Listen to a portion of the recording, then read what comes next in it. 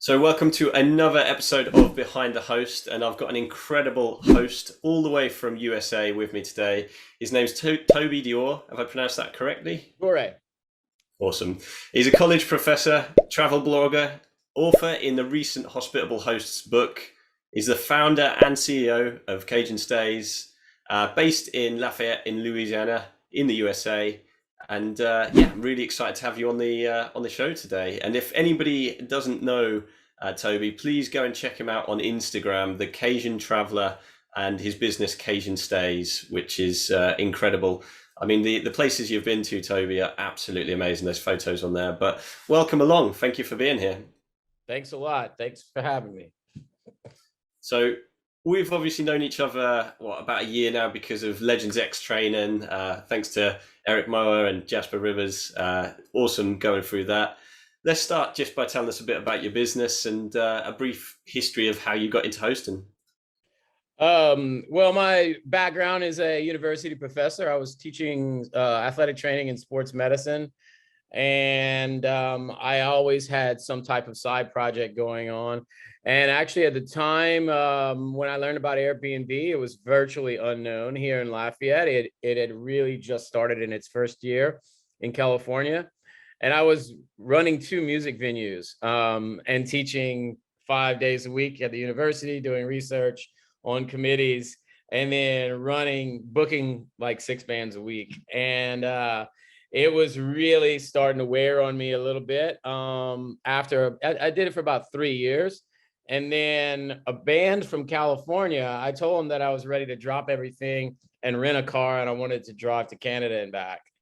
And so that's how it started. They told I wrote it down on a cocktail napkin, Airbnb in Marfa, Texas.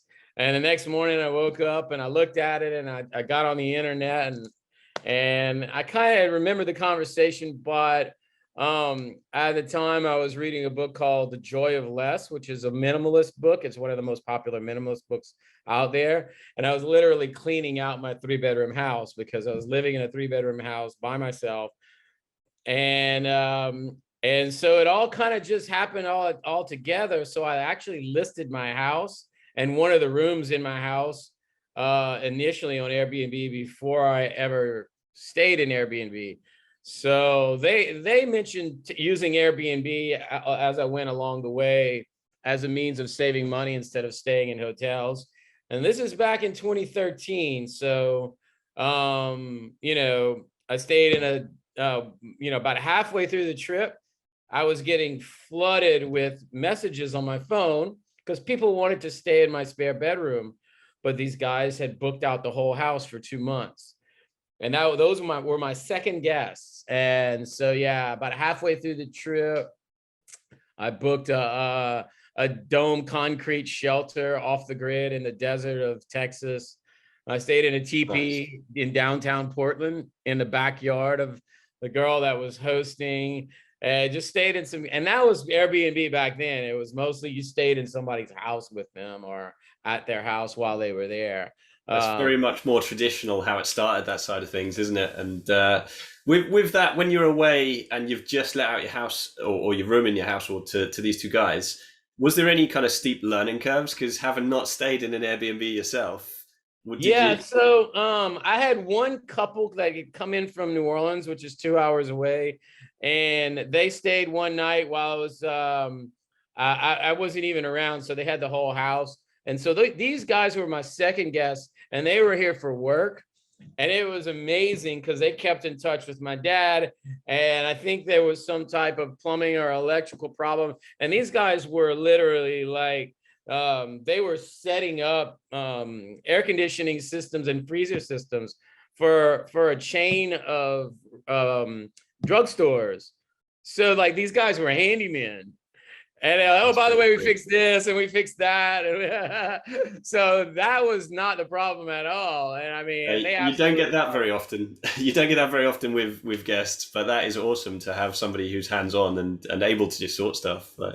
And it was so interesting because they had two guys and it was a big house, and they got to invite their families to come and stay with them, which they never got to do when they were traveling for work. But they had such a big house. Again, this is now it's happening all the time, but back then Airbnb, they would have had to book 4 hotel rooms. And so yeah, it was it really worked out well. The other interesting thing about it was it was 2 months that gone by. I was traveling around in a rental car. I had no idea people were reviewing me. And so when I got back to Airbnb, got back home and decided I wanted to look into this further, I had all these positive reviews from the people I'd stayed with. And and I just saw it all at once when I got home. I was like, oh, okay. They're actually reviewing me. I didn't even know how the process worked. I was doing it all on my phone. I was doing everything on the app. I mean, I didn't have a laptop at the time, so it was interesting. That's awesome, though, that you had loads of positive reviews. And I guess a lot of people had stayed with you, but they hadn't been being reviewed then? Was that a case of just a discovery at that time? I didn't know how the Airbnb worked. I wasn't familiar with the system. I just wasn't aware that, I mean, I had a feeling that people would review the house, but I didn't know that the opposite was happening, that they were reviewing me as a guest. Yeah. And it really made a huge difference when I got home and I unblocked the house. The guys moved out. They booked it for 2 months. And then, and I took a trip to Europe, a backpacking trip, and stayed in my first hostel. Mm-hmm. And my entire world changed. I mean, that's when I got back from that 2-month trip. I cleaned my office out. I had a home office, which I didn't need. I put bunk beds in it, put locks on the doors, rented this apartment that I'm in now, and started living here in a little small one-bed efficiency apartment. And yeah, it just took off from there. And so that was a big part. I basically turned my house into a mini hostel. That kind of experience, that gives me goosebumps just hearing that you've spotted the opportunity as soon as you've stayed somewhere and you've come back and you've immediately taken action to make a few changes. You've looked at the rooms going, do you know what, that could be cash flowing for me. Let's change that around. People are going to want to stay here. And like you say, even to the extent where you've moved out and then you can always let your entire home, which, you saw was probably better, more profitable, and probably better for the guests to stay in the entire place than a single room. So yeah, you done that with your first place. You carried on being able to travel. Talk me through, you're now at 21 properties, I saw on the website. Talk me through how you started adding more and more properties, and was that gradual, or was that another professor that I was friends with told me about this apartment, and I said, look, I just need to find a small place. I don't need a 3-bedroom house. I'm looking for a place to rent. I plan on starting to travel a lot more. And he and his girlfriend kind of looked at each other and were like, we know the perfect spot. And my rent has not gone up since that day, which is incredible. But and I haven't stayed here in over a year. But I rented this place, and then I let the owner of the house know, hey, when I'm traveling, I'm going to put it on Airbnb. And so that was part of the they had to go through the lease and block that out. My next door neighbor was having his house repeatedly just trashed. When people would move in 6 months, they would move out and not say anything. Then he had to find new tenants. And he knew what I was doing next door. Well, he lives across the street, but he owned a house next door to me. So we kind of were just like, well, why don't I just put it on Airbnb and, I'll manage it. And it was funny because I was like, what sounds good? 20%, which 8 years later, I find out, well, that's kind of the industry standard. That's exactly perfect, isn't it? It was like, and so within the first year of me knowing about Airbnb, I was doing owner management, co-hosting, and rental arbitrage. Yeah, that is incredible. Property. And to hear Jasper and Eric and Julie and them talk about that in the training and have these names for them, it was just kind of surreal for me. I was like, this is a thing. One thing I noticed from this is the fact that, there's a few themes here that people listening could really pick up on, which is one, when you see the opportunity, go for it. Like you took action and you've gone for it straight away. But also the, rental arbitrage for those in the UK is rent to rent. And the idea is that you're taking somebody else's property and you're letting it for more per night than you are for the cost of the entire monthly rental. So you're making a profit, while you're doing it.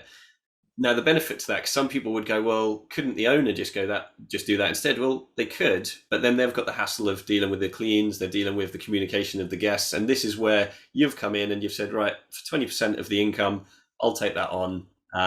Or you're renting the property like the one you've got now, and you're making it's paying for your rent and then probably giving you some profit as well, which is incredible. And the icing on the cake is actually it's better for the landlord to have somebody who's looking after the place, who knows they're running it as a business and therefore has got to have the cleaner going in regularly, got to do the maintenance and that sort of thing. It works out better for everyone. And of course, the end result is you have happy guests come and stay and enjoy your properties, which is incredible. So one thing I've got to ask is Cajun Stays, where does the name come from? So the word Cajun comes from there's a town called Acadie in New Brunswick, Canada.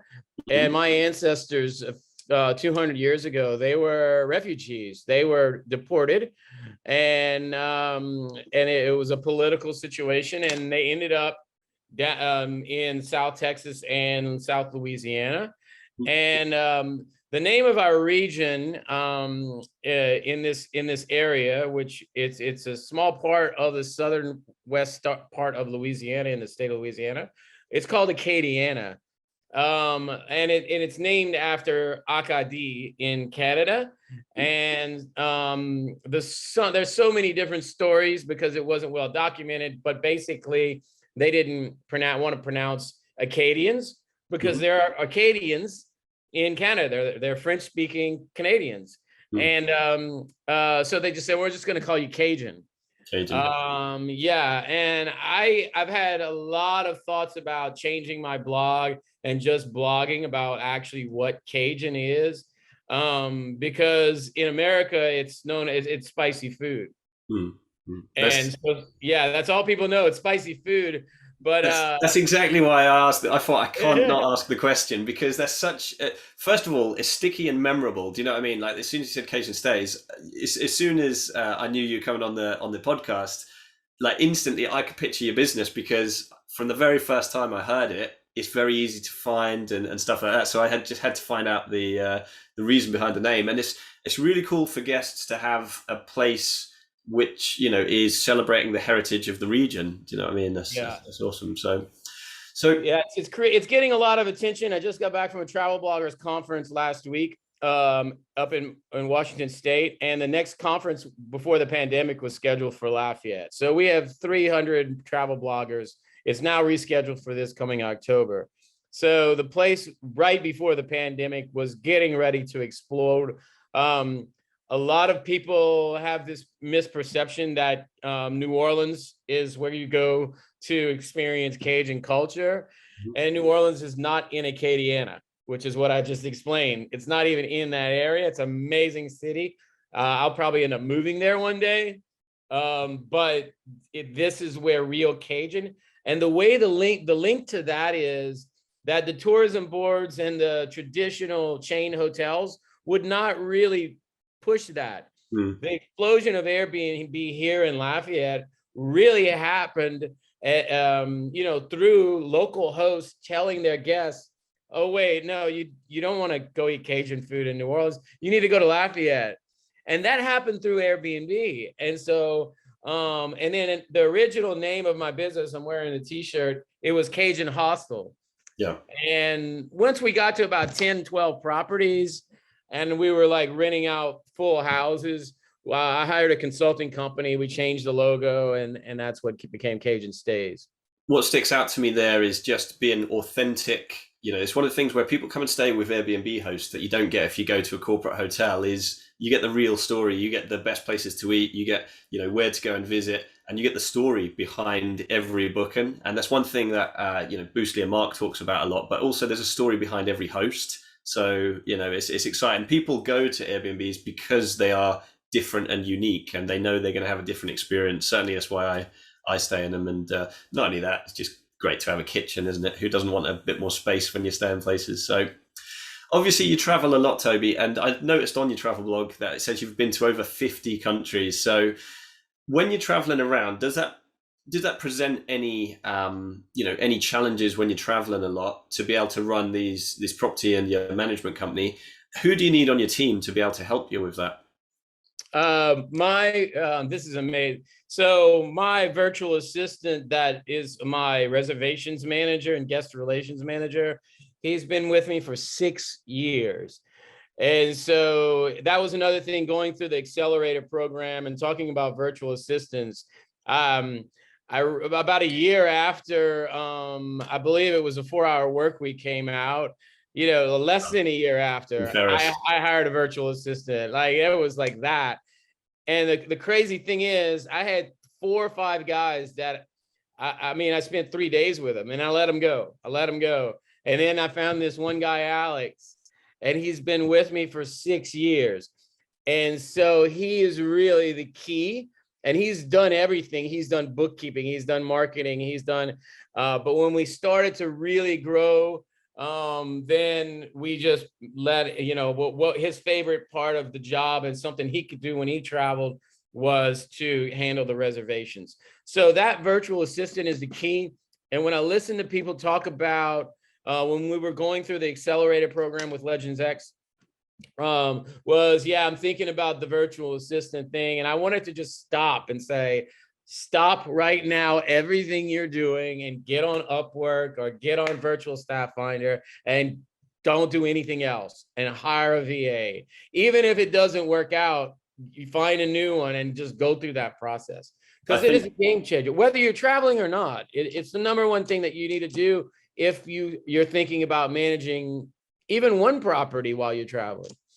It's game changer. It's a game changer to have just staff on hand. Like you say, people are worried because it's virtual that they might not get the same kind of, the same kind of help they need as if they've got somebody local. But it is a different concept. First of all, the hours are very different, so you can have somebody overnight a lot easier.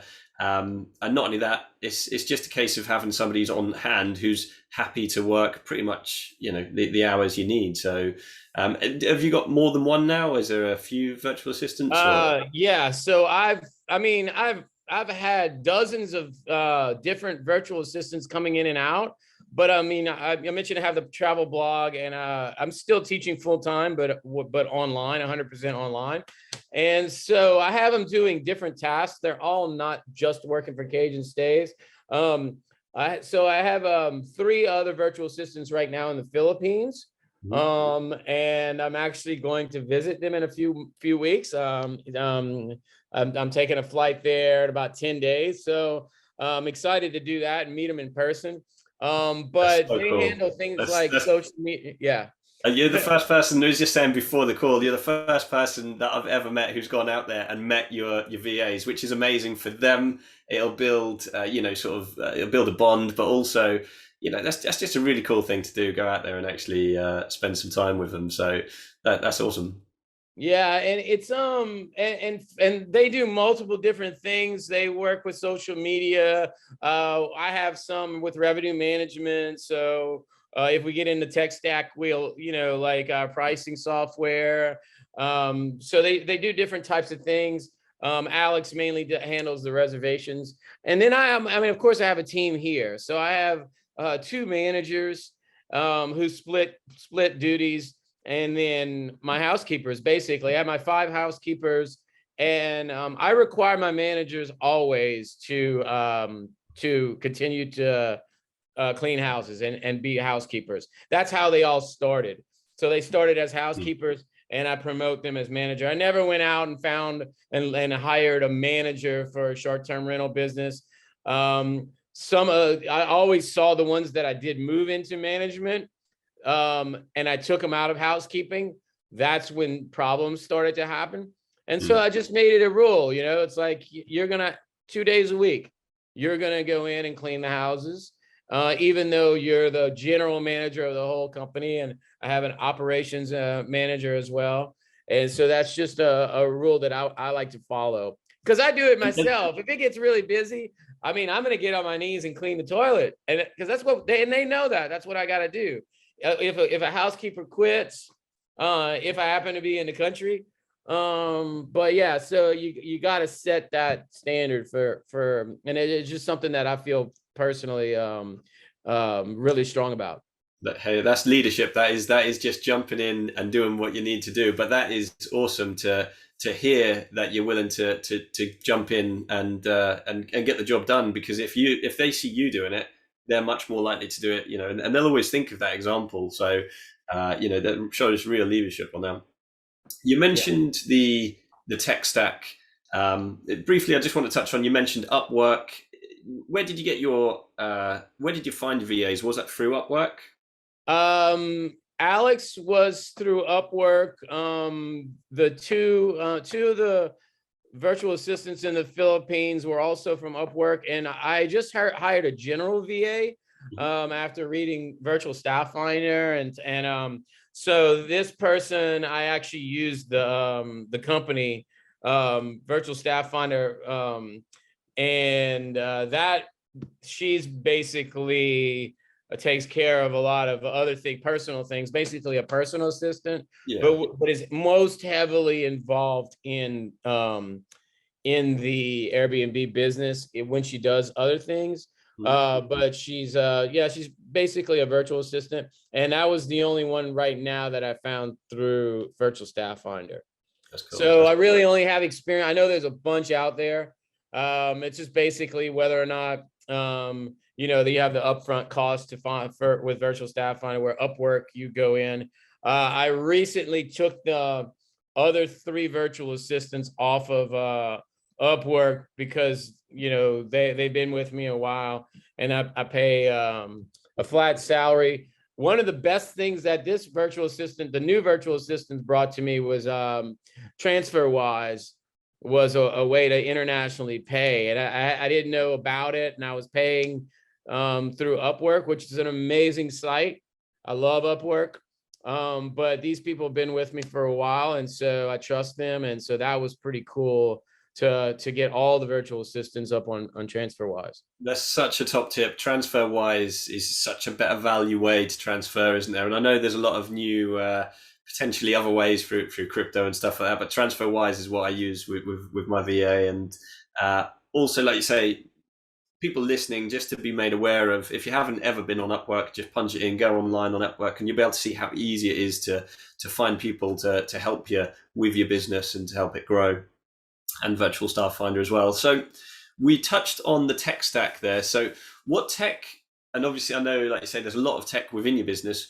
What piece of tech do you absolutely swear by and think everyone should have? It doesn't have to be, something well known. It can be something, sort of that you just like about your business. But anything. I think one thing that surprised when we were going through our training, and that Eric and Jasper, Julie, that they've even though I've done this probably longer than they have, I think I've been hosting, like, this was just a side project for me, and they live this industry. And whenever I brought that up to the whole group, that I use timesheets, used to be called T-sheets, which is this is how my housekeepers and managers clock in and out. And so this is it's owned by QuickBooks, and it's and there's a GPS system, and it so that every time they get to the house, they clean multiple houses in one day, they log into that house, and then when they're done cleaning that house, they log out. And so if you're paying by the hour, which I still do, that is one of the things that it's not popular amongst the short-term rental managers that I've talked to. So that's one of the unique things that I use. What was that called again? Just so it's called T-sheets, but I think they changed the name to timesheets, and it's owned by QuickBooks. So you log in through QuickBooks. So yeah, and then but our PMS is we were with your porter. Alex went out, and I let him go out and found it because that's his baby and that's what he does. And we thought about when Guesty bought out your porter and changed it to Guesty for Hosts. basically they're marketing it as people who have smaller companies. You know, Guesty for Hosts is okay. And, you know, he's just so comfortable with Guesty for Host and was with Your Porter. And, you know, I left that decision up to him. And I think that's critical. Another critical thing about managing a company and leading a company. It's like, you know, I'm not going to force that. And especially if it's a tool that he uses all day long, you know, and he wants to keep it there. One unique thing about our company, we manage 21 houses, but we have over 50 listings because we have bunk beds and we have private rooms and we have a lot of private. We have 4 houses that are set up hostel style with bunk beds. And it's not very popular in the United States like it is in Europe. And so we have a tremendous amount of listings. And so, and then we're on 4 different channels. We do direct booking through our site. And so we're still able to do it with Guesty for Hosts. Even though it's been recommended that we should move up to the Guesty platform, it's still working for us. So we're not going to fix anything that isn't broken. Like you say, if it works, it works. And ultimately, a lot of people always ask the question of you know, what channel manager, what PMS should I be with? And there's so many different ones out there. Every single one can help you to grow.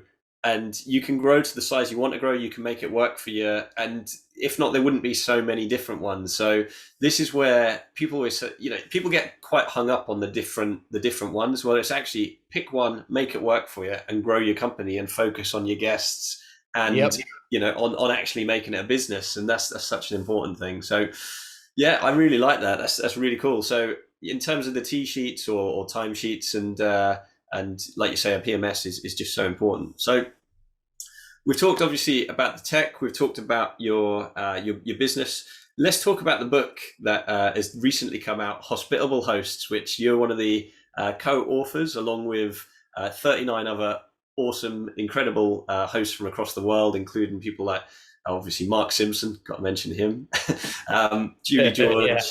Jodie Sterling, and I mean, we were talking to Tia Castle last week. We've talked to Paul Anderson. There's so many awesome people within this book, and obviously, you know, the entire thing is to inspire and motivate people from across the world who are looking to get into the Airbnb space. So, how did you get involved in that project, and what does it mean to be a hospitable host? That was an interesting story because I was chatting with Julie George and talking to her about my involvement with Legends X, and I'm in the process of looking for an exit route and actually one day selling the company.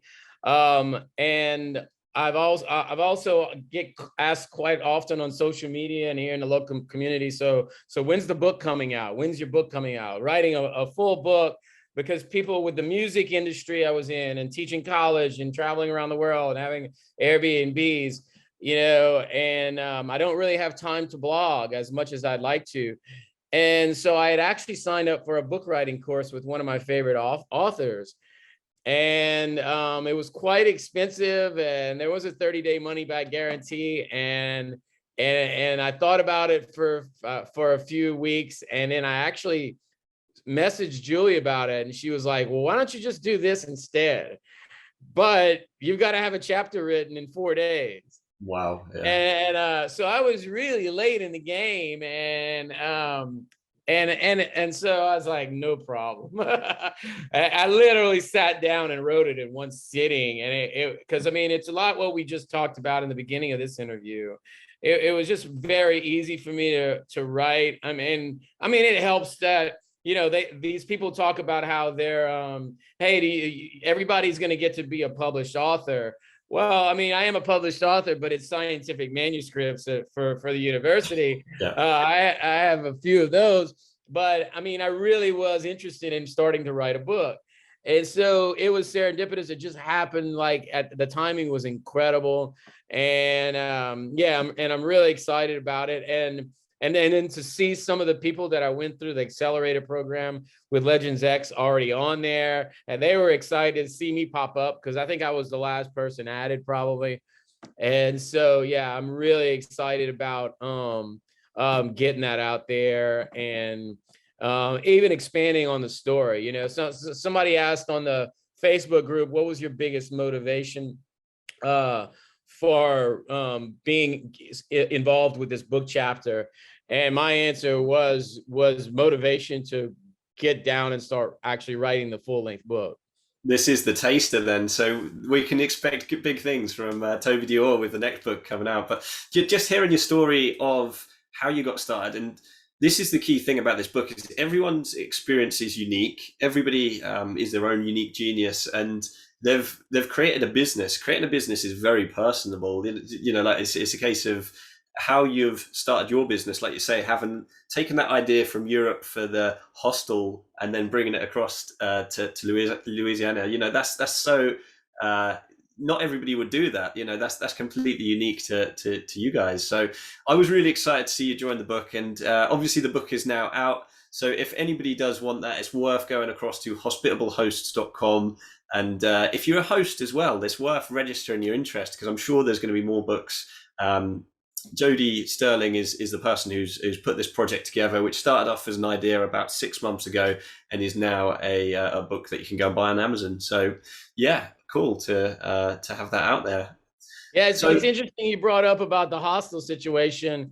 As far as I know, Airbnb has had 2 conferences, and they had the one in France that got cut short, and they had one in Los Angeles. And this is like 10 years ago.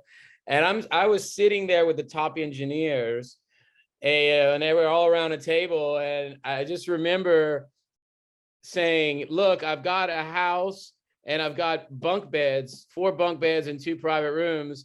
And I want the Airbnb calendar, when somebody books a bunk bed, to block out the house, or if somebody rents my whole house, I want them to block out the beds.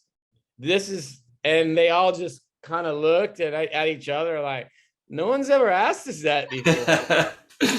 Break the mold. Yeah, that's how long I've been hosting, you know. And now the question is, you know, how many places do you manage? Back then it was how many reviews do you have? Yeah. And so yeah, that when I was on, that's how I met Jasper and got into Legends X, was because, you know, I met him at a conference and it had nothing to do with Airbnb, and he was like, how many reviews do you have? And I was like, I don't know, about 2,000. And he was like, I've never met anybody with 2,000 reviews. You want to be on my podcast?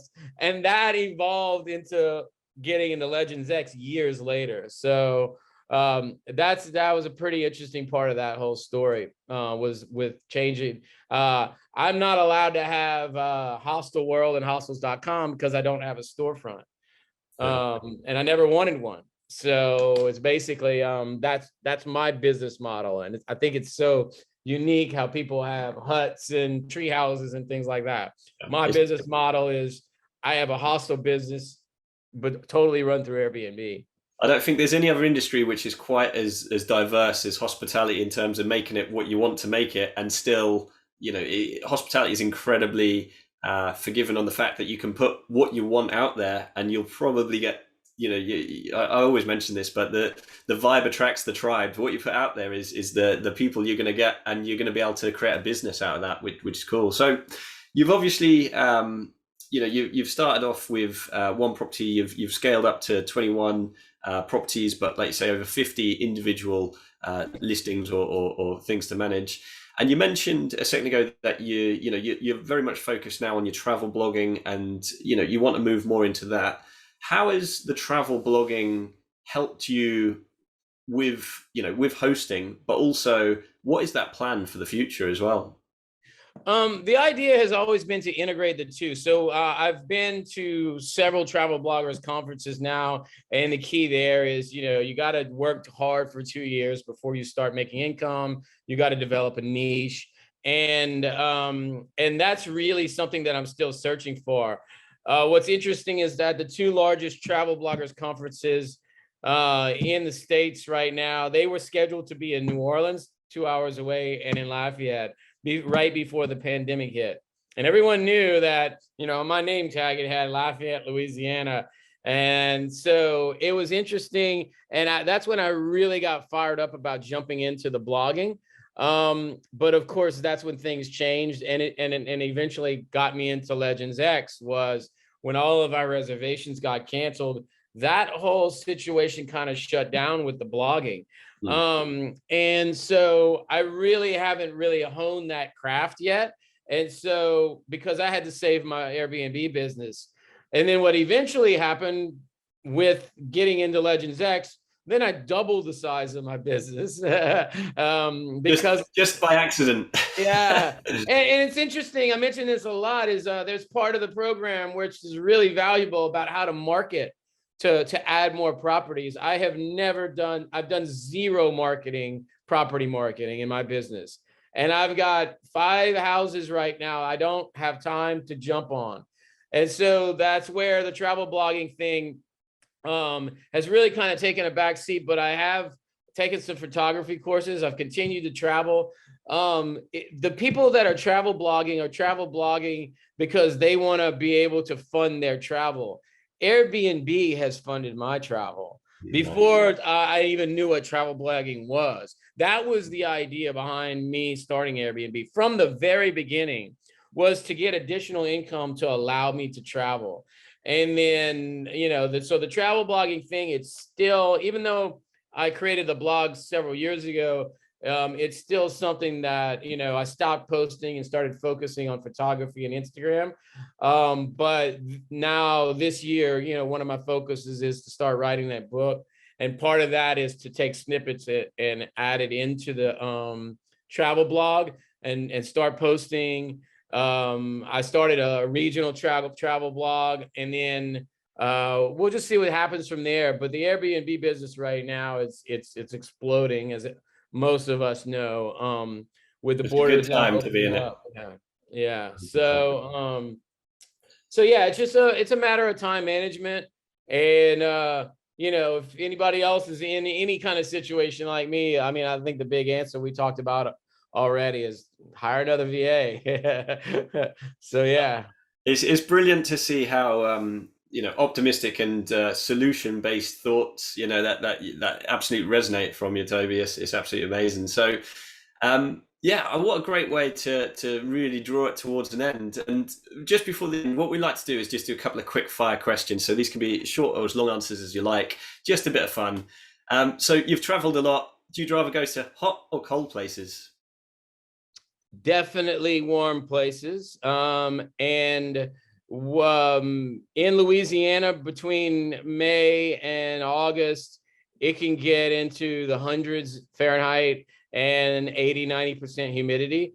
And so I'm gone. And that's, so 10 days from now, I go to graduation, and our professors, we have to attend our graduation, and my flight leaves like 10 minutes later. Nice. and I usually come back, when the semester starts again, teaching online. But I I'm just definitely picturing. prefer I'm warm picturing places. like the hat spinning as you're like, "Bye, I'm gone." The hat's still spinning as you're like My just out of bags are smoke. ready and packed. My apartment I'm in is unblocked for people to book. So I think that's another interesting thing with me, is that I'm still single, don't have children, and I've got a backpack that's always packed. And so that was another thing people here thought I was kind of crazy, because I would literally move from one house to another, like a half a mile away, and then to another one with a backpack. And then when I was ready to travel, within an hour of me leaving, it gets booked, the place that I'm staying in. Yeah. So yeah, that's kind of different. I'm traveling, backpacking in my own home city. Always being prepared. So, beer or wine on your travels? Ooh, that depends where I am, and whether that place is known for beer or wine. But yeah, I'm a beer drinker. South Louisiana is beer country. Even though we do drink wine, it's a big deal here. Craft beer here is amazing. I know a lot of places here in the United States have focused on breweries and that type of thing, and we have a couple of great ones. But spicy food, Cajun food, mixes with beer. Nice. Well, when you travel to the UK, you have to. There's a few great breweries across the UK as well, so you'll definitely enjoy that. And lastly, what would your top tip be for new hosts, people who are just getting started? What would the one bit of advice you'd really give them? The very first thing that I would do is look into your local regulations. and what's coming, local laws. You know, it hasn't been all that easy. The road has been, been some bumps in the road. I did fight a lawsuit with the city. We had about 300 hosts at the time in Lafayette, and I was the only one that got sued for back taxes, sales and hotel tax. I decided to represent myself in court without an attorney and won. Nice. Well Yeah, my buddy who was a lawyer for 6 years, he was like, I've never even been to court yet. You've already won a case.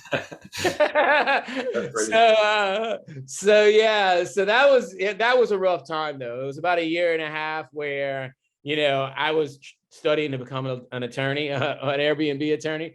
But yeah, check out your local regulations and make sure you don't put all this time and effort into starting a business and realizing later, you know, they've really started to crack down on places like New Orleans and New York and things like that.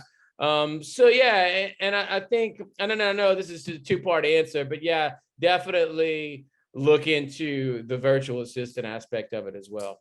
I can see how much that's helped your business and how powerful you know, just having a virtual assistant is, just allowing you to travel and to do exactly what it is you want to do with your time, which is amazing. And thank you so much, Toby, for coming on. I've really enjoyed this. It doesn't feel as though you know, there's no effort at all when conversation flows like this. So thank you so much.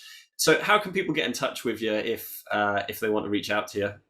Yeah, the best way is my travel blog email, and that's Toby at thecajuntraveler.com. Cajun with a C. I see some people spell it with a K out there. So yeah, Toby at thecajuntraveler.com is the easy way through email. With all the things I've got going on, I typically don't have my phone number out there, but yeah, you can email me through the blog or just directly. Amazing. Thank you so much, Toby. So that's it for another episode of Behind the Host. I hope everybody listening has managed to get some tips from anything from, you know, using Upwork or, you know, sort of, what is it called, virtual staff finder, to just taking action and going out there and doing it, and, you know, being able to travel while doing it, which is amazing. So thanks again, Toby, and we'll see you on the next one. All right. Sounds great.